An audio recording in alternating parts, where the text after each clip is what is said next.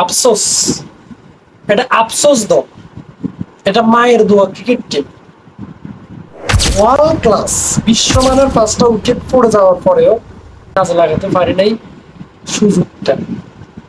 আজকে 20 বছর ভাই আমরা টাইট হয়ে গেছি। আজকে 20 বছর আপনাদের এগুলো দেখতেছি।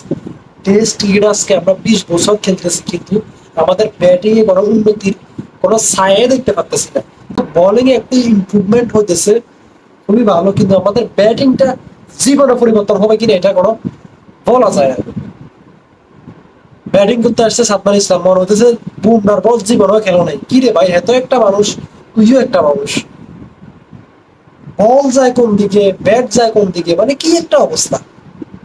প্রথম ওভারে উইকেট দিয়ে দিচ্ছে, এরপরে সিরিয়াল আস্তে আস্তে সবাই চলে গেছে। মানে কি বলবো, ওভারঅল ব্যাটিং ব্যর্থতায় আমরা ভুগতেছি।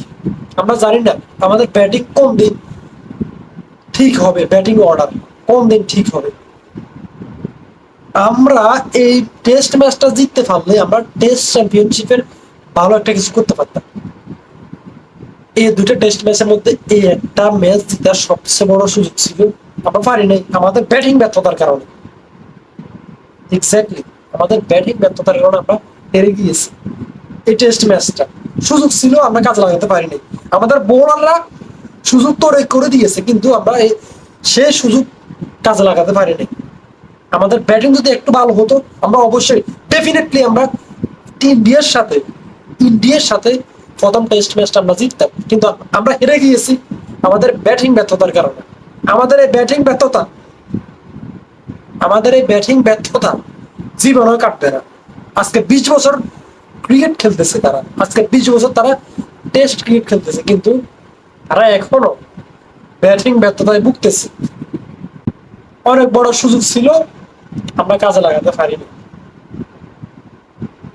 আফসোস, খুব কষ্ট লাগতেছে।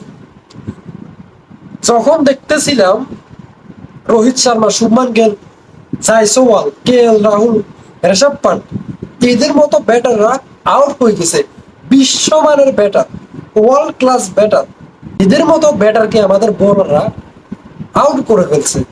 হাসান মাহমুদ, ছেলেটার অনেক কৃতিত্ব আছে, কিন্তু আমরা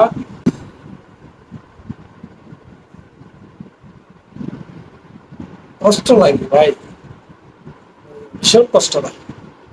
অনেক ভালোবাসি ক্রিকেটকে, এই জন্য আসলে মানে মনের ভিতর থেকে আসলে কথাগুলো বলে ফেলি। কোনো স্ক্রিপ্ট নাই আমার, কোনো আমি যতগুলো ভিডিও আমার চ্যানেলে ছাড়ি, আমি কোনো স্ক্রিপ্ট তৈরি করি না। এই কথাগুলো আসলে ভিতর থেকে আসে, শেয়ার করি আপনাদের কাছে। যাই হোক, আর বেশি কথা বলবো না। আমাদের হাতে সুযোগ ছিল, আমরা কাজে লাগাতে পারিনি।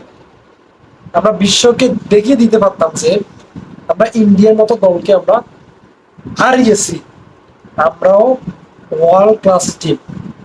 যাই হোক, শুভকামনা বাংলাদেশ ক্রিকেট টিমের জন্য, আগামীতে অনেক অনেক ভালো করবে এই প্রত্যাশায়। আসসালামু আলাইকুম।